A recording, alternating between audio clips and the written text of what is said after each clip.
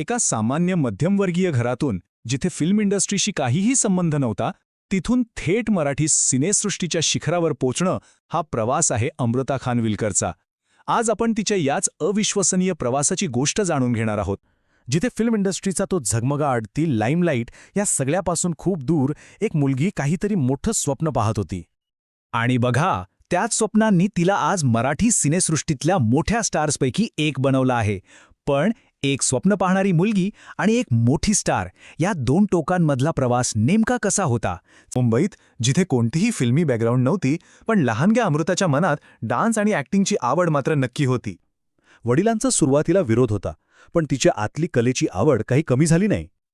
आणि आता वळूया तिच्या प्रवासातल्या त्या टप्प्याकडे, जिथे तिने या ग्लॅमरच्या, या स्पर्धेच्या जगात पहिलं पाऊल टाकलं. आणि हा मार्ग सोपा नव्हता. चित्रपट होतं नटरंग, आणि गाणं होतं वाजले की 12. ह्या एका लावणीनं तिला जी ओळख दिली ती अविश्वसनीय होती.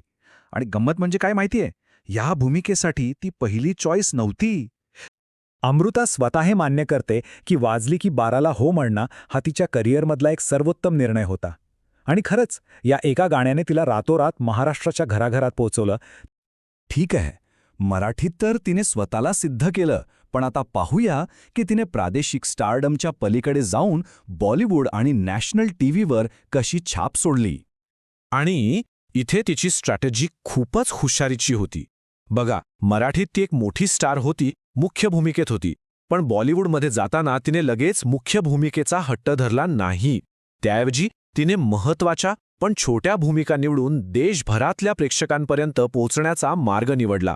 तिने प्रत्येक संधीचं सोनं केलं. आणि हो, पती हिमांशूसोबत नच बलिये जिंकल्यावर तर तिची ओळख संपूर्ण देशभरात झाली. एक म्हणजे संघर्षावर मात करण्याची तिची जिद्द.